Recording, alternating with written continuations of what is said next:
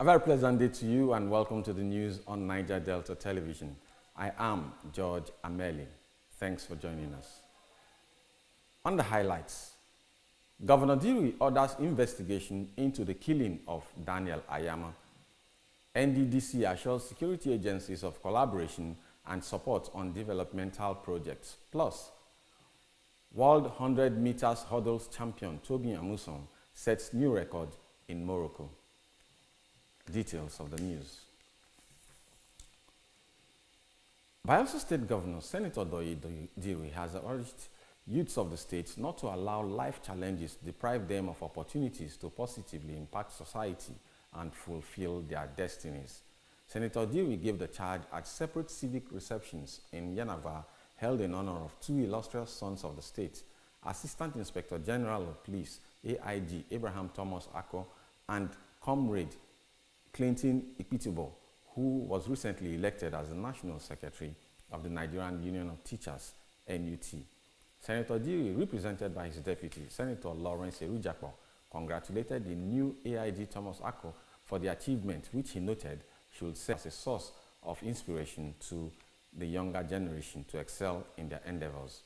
Speaking later at the Chief DSP Alamiasia Banquet Hall, Governor Diri acknowledged the steadfastness and hard work of Comrade Clinton Ikpitibo, saying these qualities earned him the exalted position of General Secretary of the Nigerian Union of Teachers. Responding, the celebrants AIG Abraham Thomas Ako and Comrade Clinton Ikpitibo expressed appreciation to Governor Doye Diri, his deputy, Senator Lawrence Erujakpo, and other guests for the honor done to them, promising that they would continue to do their best to make not only the state but Nigeria proud. Governor Doye Diri of Bayelsa State has directed the State Special Committee on Security and Human Rights Violation to investigate the immediate and remote causes of the killing of Mr. Daniel Ayama by unknown assailants on the 16th of May in Yanagwa, the state's capital. Governor Diri gave the directive on Monday during a meeting with the Commissioner of Police, CP Francis Idu, representatives of the Biri Ayama family, and other relevant stakeholders in Government House, Yanagwa. Represented by by his deputy, Senator Lawrence Erujakpo, the governor condemned the killing and recent cult-related clashes in the state, attributing the development to a deliberate plot by some enemies of Bayelsa to destabilize and make it ungovernable for selfish political interests. Deputy Governor, who is the chairman of the committee, excused himself from the matter and urged the state's Attorney General and Commissioner for Justice, Honorable Dambo Biriyai, SAN, to dispassionately look into the case with a view to achieving justice within the shortest possible time. A representative of the Ayama family, Mr. Ebiliao Bowe Ayama, expressed gratitude to Governor Diri and his deputy for their timely intervention into the matter and appealed for fair and unbiased investigation into the killing of their son for the sake of justice. The Niger Delta Development Commission, NDDC, has pledged continued assistance to the Nigerian Navy and other security agencies operating in the Niger Delta region, assuring them of the Commission's continued collaboration and support. The NDDC Managing Director, Samuel Ogbuku, stated this during a courtesy visit by the Chief of Naval Staff, Vice Admiral Ikechukwu Ogala, and his entourage to the NDDC headquarters in Port Harcourt. Ogbuku noted that security and development are intertwined, adding that partnership between the security agencies and the NDDC cannot be overlooked, as the security agencies are crucial partners in achieving sustainable development. He remarked that it is not the policy of the NDDC to just build and donate projects, but that such projects must be put to proper use. According to Ogbuku, beyond infrastructural projects, the NDDC is willing to invest in research that will provide solutions to the environmental, aquacultural, and agricultural challenges peculiar to the Niger Delta region. Earlier, the Chief of Naval Staff, Vice Admiral Ogala, had expressed appreciation to the NDDC for its support over the years, especially the laudable infrastructural projects executed by the NDDC and the Nigerian Navy. He urged the NDDC management to complete some ongoing projects for the Nigerian Navy in the region as the Niger Delta is their primary area of operations. No fewer than 200,000 candidates crossed the 200 average mark in the Unified Tertiary and Matriculation Examination (UTME) after the recent resit organized by the Joint Admissions and Matriculation Board (JAMB), following the technical and human errors that marred the original exam. In the resit UTME results released, the examination body JAMB noted that the majority of candidates, over 1,365,479, 70.7% out of 1.9 million candidates scored below 200 after both the original exam and the resit. The original results released by JAMB on May 9, 2025, over 1.5 million candidates out of 1.9 million candidates who took the exam had scored below the 200 out of total 500 marks, raising concerns in the country. Recall that the initial results of the 2025 UTME were released on May 9. However, on May 14, JAMB Registrar Professor Ishak Oloyede disclosed that the results of 379,997 across 157 centers in the Lagos and Southeast zones had been compromised due to a technical glitch. If you're just joining us, you're onto the news on Niger Delta Television. On the headlines so far, Governor Dewey orders investigation into the killing of Daniel Ayama. NDDC assures security agencies of collaboration and support on developmental projects. Still to come in the news, World 100 meters hurdles champion Toby Amuson sets new record in Morocco. For details of these and other stories after the break. Welcome to Niger Delta Television News and Current Affairs Department at the Ernest Ikoli Media Complex, here in Yanagwa, Bayelsa State. One of NDTV's traditional objectives is to disseminate information with renewed vigor. We build teamwork for accountability, efficiency, and accuracy. Our community reports, eyewitness accounts, current affairs discussions are detailed and competitive. As NDTV reporters, undiluted report is our goal. We gather the news and bring it to you just as it is. Our cameras are poised to get in the story behind the story in an in-depth news report. Our new digital equipment are top-notch with clearer visuals and audio. NDTV is repositioned to serve you better. Join us on the news every day at 7 a.m., 12 p.m. and our major bulletin at 7:30 p.m. on Channel 25 UHF. NDTV, crystallizing the vision. Glad to have you back. The Speaker of the House of Representatives, Abbas Tajuddin, has withdrawn a bill seeking to make voting mandatory for all eligible Nigerians. The bill, co-sponsored with Honorable Daniel Asamawago, aimed to amend the Electoral Act 2022 to enforce compulsory voting as a means of deepening democratic participation.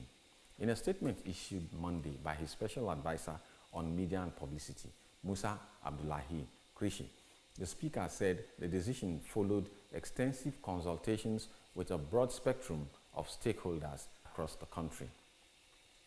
The bill had earlier passed second reading on the floor of the House on March 21, 2024, sparking widespread debate among lawmakers, civil society organizations, and the general public. While proponents argued it will significantly increase voter turnout, critics raised concerns about its implications on individual rights and the feasibility of enforcing a law in Nigeria's diverse electoral landscape. Rather than compel citizens to vote, he expressed commitment to exploring alternative, non-coercive measures that incentivize participation, especially among young and first-time voters.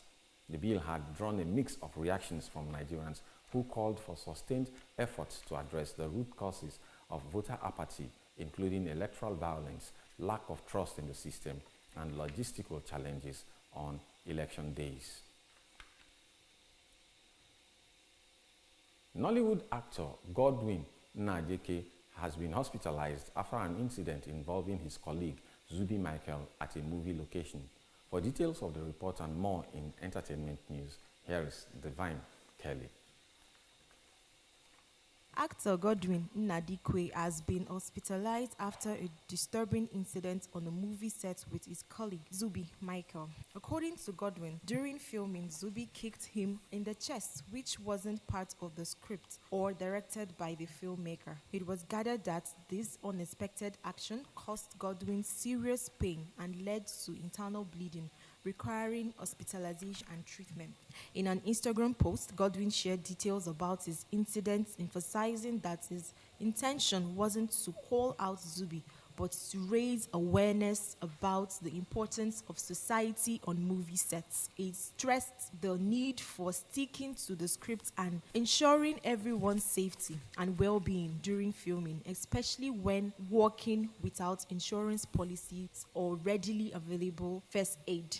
Actress and filmmaker Aduni Ade has shared a candid reflection on her journey, emphasizing that physical beauty alone is not enough to sustain a relationship or secure a lasting partnership. Speaking from personal experience, she re-encountered her younger years when she was constantly under the spotlight, admired for her looks and charisma. Aduni was quick to clarify that her single status isn't due to a lack of worth. Rather, she stressed that being beautiful isn't enough to keep a man. Some came for the face, not for the soul. Some wanted the shine, not the substance. Alan Yontub, the long-serving BBC arts broadcaster and documentary maker, has died at age 78. Yontub profiled and interviewed a wide range of important cultural and creative figures over the years, including David Boyle, Charles Sentich, Maya Angelos, and Grayson Perry, for TV series such as Omnibuses, Arena, and Imagine. He also served as controller of BBC One and Two and the organization's creative director, and also head of music and arts during a long and varied career. Paying tribute to her late husband, Philia Walker described Yontub as curious, funny, annoying, late, and creative in every cell of his body, and added that he was the kindest of men. Divine Kelly reporting, NDTV Entertainment News. Now onto the foreign scene. At least 36 Palestinians, including several children, have been killed following a bomb attack by Israeli forces in Gaza. For details of this story and more in foreign news, let's join Gift Kalu. Israel forces have bombed a school that was turned into shelter for displaced people in Gaza City, causing a fire and killing at least 36 Palestinians, including several children. According to local health officials, the bomb struck as people slept, igniting their belongings. According to officials, some of the bodies recovered from the school were burnt beyond recognition. Israel says it plans to seize full control of Gaza and facilitate what it describes as the voluntary migration of its over 2 million population, a plan rejected by Palestinians and much of the international community. Hamas warned Palestinians on Monday not to cooperate with the new aid system, saying it is aimed at furthering those objectives. President Donald Trump has said that the U.S. is having talks with Israel about ending the Gaza war as quickly as possible. In a similar vein, Russia has targeted Ukraine for a second consecutive night with drones and missiles, killing at least 12 people as the two countries concluded a major prisoner swap. Ukraine's Air Force said that Russian forces attacked Ukrainian regions with 298 drones and 69 missiles overnight, one of the largest aerial attacks of the war. Ukraine's security service reported that at least 4 people were killed and 16 were injured in the capital, Kyiv. The country's emergency service reported that 3 children aged 8, 12, and 17 were killed in the region of Zhytomyr, while another person was killed in the southern city of Mykolaiv. Restrictions were imposed on at least 4 airports, including the main hub, Sheremetyevo. The Russian Civilian Aviation Authority, Rosavietsia, said. The renewed attacks followed a massive wave of attacks the previous day, with Ukraine reporting that Russia had hit it with 250 drones and 14 ballistic missiles, while Russia said it was attacked by at least 100 Ukrainian drones. The Russian Defense Ministry said in a statement that its troops took control of the village of Romanivka in Ukraine's eastern Donetsk region. Ukraine has yet to comment on the claims. Also on the foreign scene, King Charles III was set to land in Ottawa Monday for a historic visit to open Canada's parliament, a brief trip seen as part of the pushback against US President Donald Trump's annexation threats. The 76-year-old monarch, who is also Canada's head of state, as part of the Commonwealth, was invited by Prime Minister Mark Carney to deliver the throne speech, an address that outlines the government's priorities. The speech is typically given by the British monarch's representative in Canada, the Governor-General. Queen Elizabeth II, the King's late mother, delivered the throne speech in Canada just twice during her long reign in 1957 and 1977. Charles, making his first visit to Canada since his coronation, has never commented on Trump's repeated talk of making Canada the 51st U.S. state. But he will be closely watched for any comments on Canada's sovereignty, as well as on trade. Gifts Kallio, NDTV News. Now on to sports. Bielsa United defeated league champions Remo Stars by 3-0 in a matchday 38 encounter at the Samson Siasia Stadium in Yenagoa to wrap up their 2024-2025 Nigeria Professional Football League season. For more on this and other sports stories, let's join Ayemi Miene. Before kickoff, the Prosperity Boys honored Remo Stars' title-winning accomplishment by forming a guard of honor for them out of respect and sportsmanship. Rabiu Abdullahi made the breakthrough in the 44th minute when Ifeanyi Ogba's strong effort was deflected into his path. He responded swiftly to slot home the goal and give the home team the lead shortly before halftime. Prosperity Boys maintained their intensity in the second half. Ogba came close to doubling the lead in the 56th minute with a well-placed effort, but the Remo Stars goalie produced a brilliant save. With just the goalkeeper to beat, Ogba turned provider 4 minutes later, playing Yaya inside the box, but the forward was unable to convert. In the 65th minute, Sadiq had a great chance after he rounded the Remo goalkeeper, but he missed an empty net. The 84th minute saw Rabiu Abdullahi complete his brace after being set up by a well-timed assist from Ofem, giving Bielsa United their well-earned second goal. And in the 92nd minute, Yaya made up for his earlier miss with a calm finish to cap off a strong performance, ending the season on an high. As a thank you for their steadfast support throughout the season, Bielsa United chairman Dr. Tarlaye Nwakwe and the club's management gave away 100 Bielsa United jerseys through a raffle draw to the devoted supporters at the end of the match. The Diamond League meet in Rabat, Morocco saw Tobia Musa win the women's 100-meter hurdles competition. The 28-year-old broke McNeil Brianna's previous record of 12.51 seconds with a season best time of 12.24 seconds, finishing ahead of a pursuing pack and setting a new meeting record. This victory marks Amusan's first significant triumph of the 2025 campaign. In May, she began her campaign by finishing fourth in both the Shanghai Diamond League meet and the Xiamen meet. Ayemi Miene for NDTV Sports. Miene's report concludes the bulletin. But just before we go, the closing highlights. Governor Doye Diri of Bayelsa State has directed the State Special Committee on Security and Human Rights Violations to investigate the immediate and remote causes of the killing of Mr. Daniel Ayama by unknown assailants on the 16th of May in Yenagoa, the state capital.